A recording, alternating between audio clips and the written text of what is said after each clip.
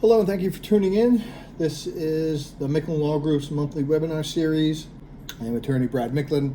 I'm the lead attorney and managing member of the Micklin Law Group, which is a law firm concentrated in empowering men and fathers in divorce, custody, and family law matters, with offices in Nutley, Montclair, and Saddle Brook, New Jersey.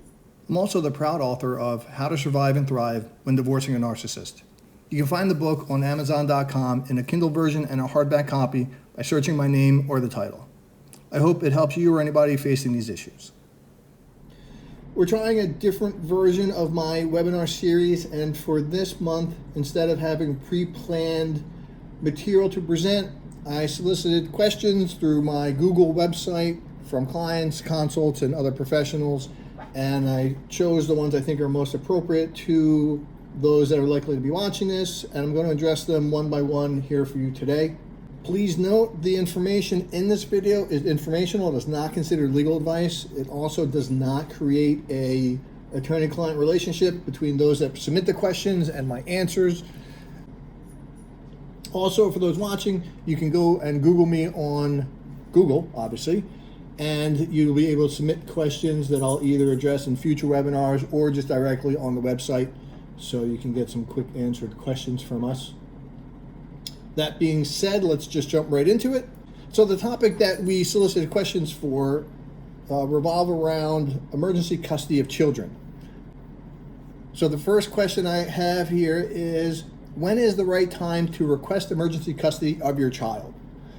So it's difficult to answer that because generally speaking, the moment that there is an emergency with your child is the time to do it. I'm never a person that's going to tell a person or a client to wait, to be tactical. I'll never say, I'll worry about what the judge may think. If there's an emergency for your child, you take immediate steps. That being said, if there is some chance for reflection or advice, you may want to speak to an attorney to determine whether or not it is emergent in the court's eyes, if it's likely to be granted, and what could be the possible ramifications of seeking an emergency custody application, which are issues I'll probably touch on more throughout this video. Next question is, why might a father seek emergency custody? Again, there are countless examples of what could be emergent, but the legal standard for any emergency type of relief is immediate and irreparable harm to your child. Common examples of immediate and irreparable harm would be if the other parent is taking the child out of the state or out of the country without your consent, and not required, but if you have reason to believe that the child will not be returning, makes it even more emergent, but that's not required. Anytime a person is taking a child, your child, out of this jurisdiction, out of this state without your consent, could be considered emergent, and is more often than not something a court will consider immediately. Other issues that are commonly considered emergent would be medical issues. Recording this in 2022, we're just kind of emerging out of the COVID quarantine and other related restrictions, so medical issues became more prevalent and commonplace. I should say medical disagreements and issues that arose and often had to be resolved by emergent application to judges in the family part.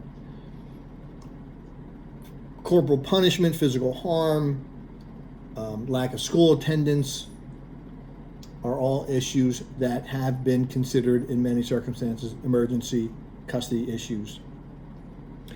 And anything, again, that you feel is a harm to your child and that is immediate and, if not stopped, irreparable, cannot be fixed, is something that could be considered, or something that you should consider seeking emergency custody for. Next question is, are men at a disadvantage in child custody cases? This is hard to answer. Obviously, I have a bias because I do men's and fathers' rights, so I see a different selection of people than maybe representative of the general population. But I would have to say yes, I do believe that men are currently at a disadvantage when seeking custody, and meaning like primary custody they're looking to be the parent that the child resides with the majority of the time, if not all of the time. That role has generally been reserved to women, mothers.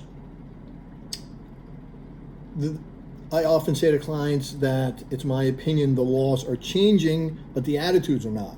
So while you have a presumption in New Jersey, for instance, that both parents should have as much time as possible, that resulted because the law proposed to give the presumption of equal custody to both parents was denied.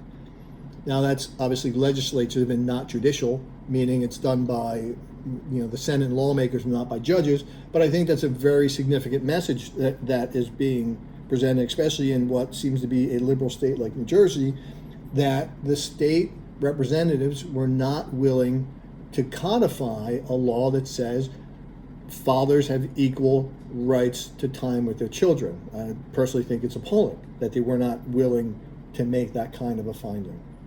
Nonetheless, it's still an advancement. I've come to believe recently that law is more of an evolution and not a top-down policy result, meaning men don't have equal rights, not because the judges have said before you're not going to have it, but because over time they're taking on new roles. So historically, fathers, men, and I'm sorry to be gender specific, but historically men worked out of the house and women often stayed home and raised children. Looking at fathers' rights from an evolution standpoint suggests that it's coming. We used to have a period, even when I started practicing about 26 years ago, men never got equal custody and certainly never primary custody, or very, very rarely. And now we're seeing that we have laws that say that they should have as much time as possible. There's certainly a progression from what I call the traditional view that they should have every other weekend at best. So we're getting there, and I think as time progresses, we'll certainly get closer and closer. And hopefully, inside of my career, my lifetime, I'll see where men are presumed to be the better custodial parent, and women are then fighting to get alternating weekends. Not to say I have anything against women or mothers or the co-parent, but I think just like all areas where there's been severe prejudice, that undoing that sometimes takes an approach that reverses it and gives a lot more to the people who were subject to the prejudice in the past. Next question is, how long do you have to wait for an emergency custody hearing? So when you file an emergency custody in New Jersey, it is filed on one day, and it's generally going to be reviewed by a judge that very same day. If the court considers it to be an emergency, they could have a hearing that same day. Maybe on the record, it might be virtual, because again, coming out of COVID, we did institute virtual hearings. It could be shortly after, it could be a day after, a week, 2 weeks, could be months. They could also sort of bifurcate. They could give you an emergency hearing in a couple of days to address something, or to give the other parent a chance to respond, and then schedule the rest out in time. So in short, it could be really that same day or any other day. There's no real guideline. It depends on what the judge thinks of the urgency. And that is assuming it's granted as urgent. If it's not, it's either going to be rescheduled on a motion calendar, which is a topic for a different webinar, or denied entirely and just told, you go on your merry way. The next question is, do you have to follow your current custody order if you feel your child is in danger? So, as an attorney, I always have to advise my clients that you have to follow court orders. You have to comply with court orders. It is unethical for me to suggest otherwise. Inside of that, I also believe that I am ethically obligated to explain to clients the ramifications for being in contempt of an order or not complying with the order. And that can be various remedies. That if you're not complying with an order, you could lose custody, you could be incarcerated, you could be sanctioned, and many other remedies. That is what you have to balance that risk against, to what you think the risk of harm to your child is. If you do intend to disregard my advice and not comply with a court order, be aware that you're subject to those. In fairness, I do have to say, in my decades of experience, I've not found the family court to be overly zealous in enforcing its court orders. And I'm sure judges don't like to hear me say this. I did a whole slew of videos, #FamilyCourtSucks, and I put my personal views, because I've seen it time and time again that the courts, they just don't put teeth in their orders. They don't put teeth in their enforcement. And if people are dead set against complying, there's often not harsh ramifications. And that, I believe, is I'm obligated also to advise people of what to expect. And that is not much. Now, don't take that to mean you can disregard court orders and without repercussion. Don't take that as I'm advising you to, because I'm certainly not, because every judge is different, every circumstance is different. And just like I said in an earlier question, the law evolves. And while they may not be as harsh in enforcement today, we don't know what tomorrow brings. So you're always taking a risk of sanctions, of loss of custody, and even it could hurt your child. Not having a specific issue to address in this question itself, rash decisions often upset children who are put in the middle of it. It can often upset their stability and their schedules, their consistency. So there's a lot of things you need to consider, but long and short is you have to follow court orders regardless. And that's why we have an emergency process, so that if there's something that needs to be addressed that conflicts with what the court orders you to do, you can get to court quickly. It's not so challenging if you need to file something on your own, and the courts will address it that very day. So there's no reason really, other than maybe at night or weekends and things when you can't get to the court, there's little reason why you would have to violate a court order, because there are processes available. What does a father need to do to prepare for emergency custody hearing? Again, it's hard to answer questions like this in a vacuum without an actual example. But when you're filing an application, first of all, the simple answer is as much documented proof as possible. You also want to attach any prior court orders to any application that you're ever submitting to change an order, to address a parenting issue. Always put in everything that the courts have previously ordered about custody. Attach any documents that evidence the issues, whether they're emails or records. The admissibility of that, again, is a topic beyond the scope of this, but I have done videos on my YouTube page and my website, micklinlawgroup.com, that address those issues. But really just the kitchen sink kind of approach, and put in whatever that you think may show or document the issues. More is better than less. So take that as your guide. Next question. How long will the hearing be, and what information will the judge request? So again, I hate to sound like a broken record. Every case and every hearing and every judge will be different. Hearings, again, they vary. Now, most of the time, if you're filing an emergent application, you're going to have just oral argument it's called, where you just, appear and argue while you're there. The courts generally will not take testimony at the initial filing. Now, if you file an emergent order or an emergent application and you get a hearing date, even if it's the next day, then you can be prepared that the judge may take testimony from you or other parties that day. So be prepared to bring any witnesses that you need. You can even consider asking the judge, when he or she sets the hearing date following your application, will the judge be taking testimony? Should you bring witnesses? You want to bring everything that you filed, just in case the judge doesn't have it in front of you, and also so that you can reference it. And again, everything that you think could be relevant to showing the judge. Again, the kitchen approach is much better in a case like this. The more you have, the better you'll be, hopefully. And then the second part of the question is, what information will the judge request? That could be anything specific that they need to document to decide the issue. Like if there's a medical issue, they might want to see medical records. They might ask you to produce certain witnesses that can corroborate issues or help establish their issues, maybe from an independent basis.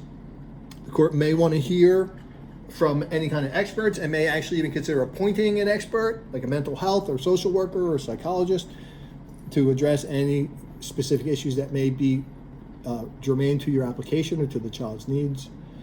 They might ask you for past paperwork that was submitted to the courts that they may not have.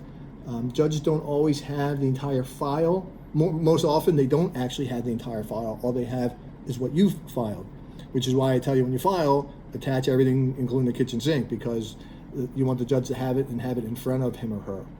What happens if you are granted emergency custody, and when will you have to return to court? So the second part of that, when you will have to return to court, I think I've already addressed, which is, could be the next day, it could be that day, the next day, it could be any day. It's impossible to know. It really depends on the issue and the judge's availability and the parties' responses and availability. A lot of things go into that.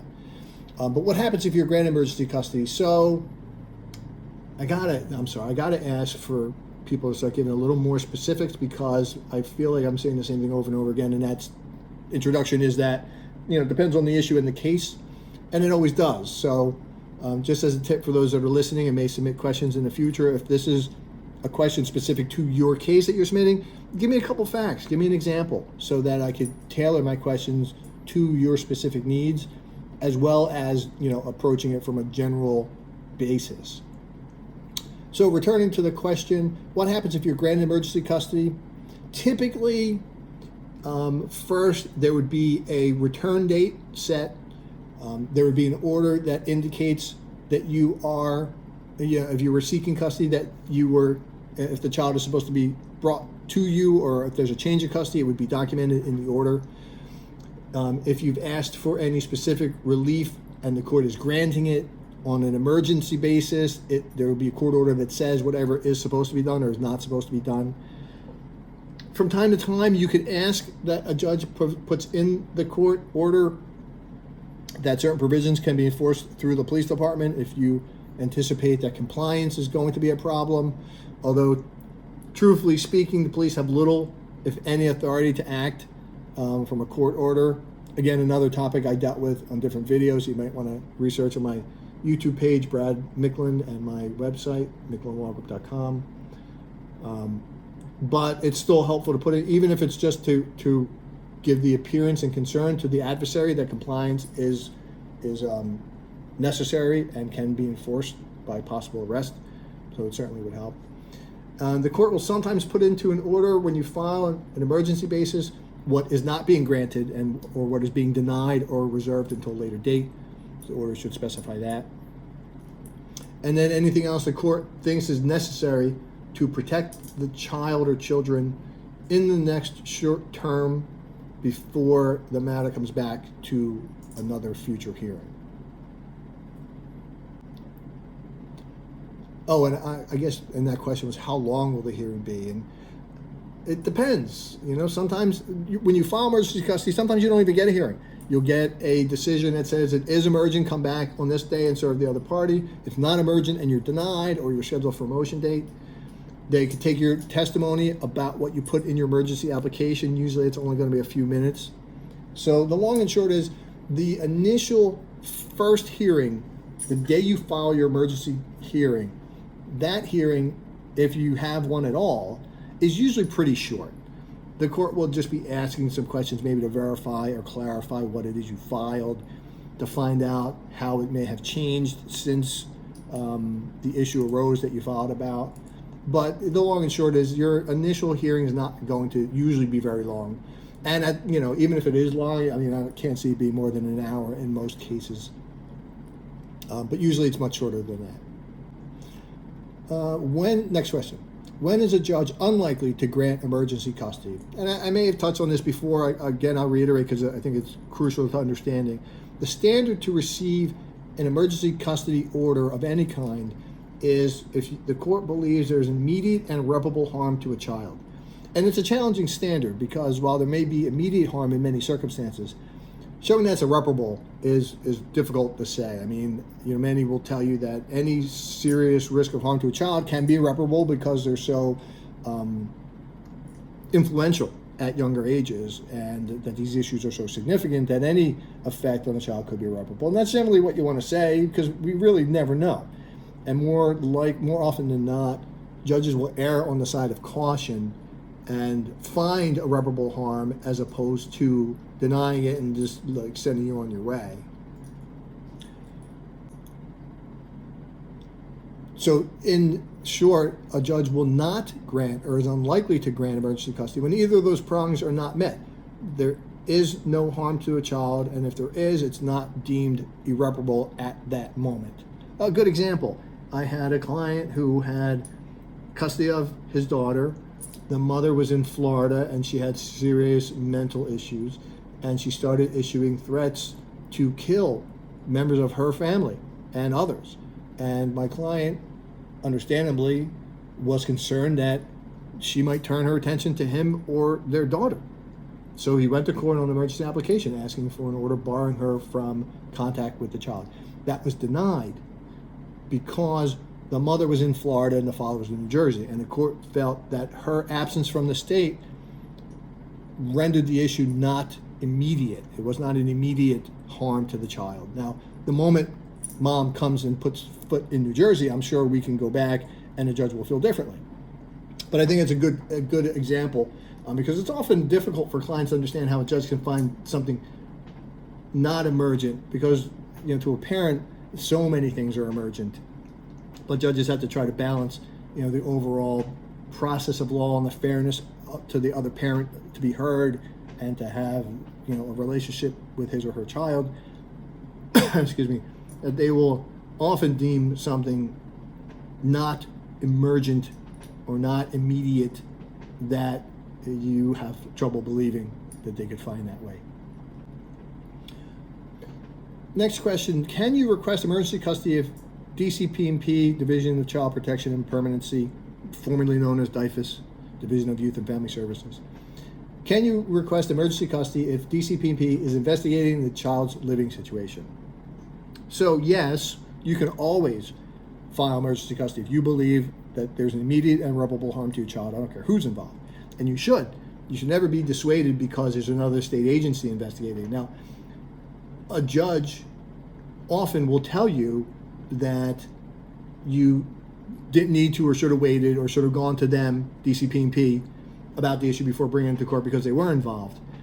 And I wholeheartedly disagree with that. And I've argued for time, and hopefully as the law evolves, judges will accept my view. And that is DCP&P is not responsible for protecting your children. You are. And to delegate that to a state agency by a court is, I think, unconscionable. So while the common response in court is, well, if you thought there was a harm to your child, you should have called DCP&P. I don't agree with that. I don't think you should be required to go to anybody other than a judge when it comes to your child. And then the court can decide whether they should get involved. But right now, it's backwards, and I disagree with it. But I can argue until I'm blue in the face, and I generally am unsuccessful. But that doesn't mean you stop trying, because, again, I may sound like a broken record. The law evolves. Every judge is different. Every circumstance is different. Never bind yourself in advance by what somebody else may tell you to expect, because you never know, and you shouldn't anyway when you're dealing with potential harm to a child. Next question, how should you document your concerns about your co-parent's behavior? That's going to depend on the type of behavior that you're concerned about. In New Jersey, recordings are great, I should say.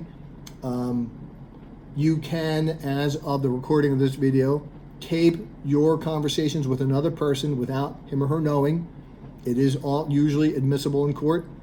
One caveat, and again, I did some videos on this too. In some cases and with some judges, they frown upon the use of recordings because you're recording and they don't, and the belief is you're on your best behavior and you're capturing them when you know that they're not.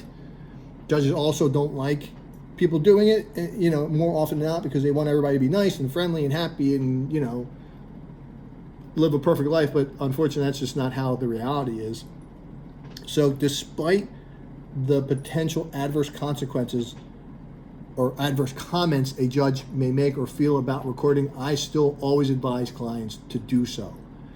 It's better to have it and not need it or not be allowed to use it than not have it and not be believed. So audio and visual recordings are great. I normally recommend an app on the iPhone called Rev, R-E-V as in Victor. I have no connection to that company, but it's a great one-touch recording. It allows you to get it transcribed if you need typed transcript for a court because they may not want to listen to a 3-hour video. It's relatively inexpensive and it's just a really good app. You can document things on emails. I did a 2-part series about how to use email tactically in family law matters. That also is on my YouTube page, Brad Micklin. Even if you're confirming what was done. Oh, let this confirm you did X and Y, which you never want to write like that because it sounds like a lawyer. But you can write back, why did you say this? Why did you take that? Why did you let this happen? Because you can later argue that the absence of a response or the absence of a denial should be considered admission, because if you sent me a message in writing saying, why did you do X and I didn't do X, I'd write back saying, what are you talking about? I never did X. So emails are good, texts are good. They're sometimes harder to reproduce to a court because you can't just walk in with, or you shouldn't just walk in with your cell phone unless you have no other choice. They sometimes will take a look at your cell phone, but it's not the best way to present it. So everything is good, but you just, you also want to be able to reduce it to some form of paper so that a court can read it and you can copy and get it to the other side. The next question, I guess, goes along to what I was just saying. Can this information be used in court? Usually, the rules of court, there's a lot of rules for evidence and a lot of reasons to keep documents from being admissible, but I think, in my opinion, there are more ways to get documents in than to prevent them. And even if there's not a specific rule that allows it, you always argue that there's like a catch-all, that if it's in the interest of justice or better serves the fact finder, that the court can consider it. More often than not, the court will consider documents that would otherwise be considered inadmissible because of various court rules. So, and that goes back to why I keep saying submit as much as you can, because if there is a chance that some of it will be inadmissible, you want to have other information that is admissible. And it can't hurt you to find out in advance, talk to a lawyer, do some internet research, although I'm not really a big fan of running to the internet for information. It's hard to make sure you're getting the right one. But you get some sense of what is and is not admissible. Again, you're probably tired of hearing this, but I did do some videos on my YouTube page, which by the way, I should always suggest people go to my YouTube page and subscribe. Look at my videos. I put them up because there's so many questions people have that are common. A lot of times when I'm meeting with people, they don't know what to ask because it's their first time. So I put up these resources like this webinar today so that you have somewhere to go. You have some objective information. And I try to cover both the legal and practical aspects of the issues that you will face. And the last question I have is a judge more likely to grant you primary custody of your child if you've already been to court and won emergency custody? Not necessarily. And again, that's going to depend on the issues. But the emergency custody, as I keep saying, is when there's something immediate that needs to be arrested or stopped or curtailed. When that is done and the harm to the child is removed or eliminated, then the child may be able to be returned to whatever the circumstances were before if the removal of the harm is sort of permanent or has exhausted. If the harm alleged is ongoing, then the child may not be returned, and you may get primary, I hate to say primary custody, I would say you may get custody, and yeah, maybe even primary custody, depending on the severity of the law. The reason why I hesitate saying primary custody is terms like that are misleading. People use custody terms. There's primary and secondary, there's residential, there's legal and sole and physical.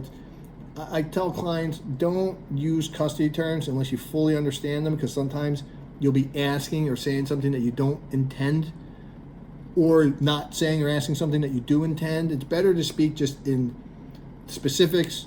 If you're talking about time sharing, just talk about the time that you want, and don't use a term like primary custody or sole custody, because it can be misleading and not really get you what you want. And in some cases, can turn off a judge because they think that you're trying to accomplish something other than what you really are there for. So the long and short of that whole discussion of mine is don't use custody terms if you don't need to, because they can divert you from the important issues. So the short answer to that question is the court is likely to give you custody of your child if you've been to court and won emergency custody if the harm facing the child has not been eliminated yet. I hope all this information helps you. Like I said, go to my, search me on Google and you'll see the listing there should have a tab button to click to post questions. I may actually add something to my website to allow for that too. As of today, I haven't done that because I'm kind of concerned of the volume I may get. I don't want to put something up if I can't really serve people with it. So I probably won't do it as I think it through. But nonetheless, those that have met with me, those that are clients of mine, obviously you can email me, call, text all the time. I tell all my clients, family law is not a 9 to 5 job, it's 5 to 9. The issues are Friday night, Sunday morning, Christmas Eve. This is when you need to get to your lawyer, and I and my associates and my staff are always available in those times of need. I hope the information helps. Please give a like and share if you're watching this on social media. Stay safe, and I hope to see everybody virtually in the future. Be well. Here's my contact information if you have any questions or would like to schedule a meeting.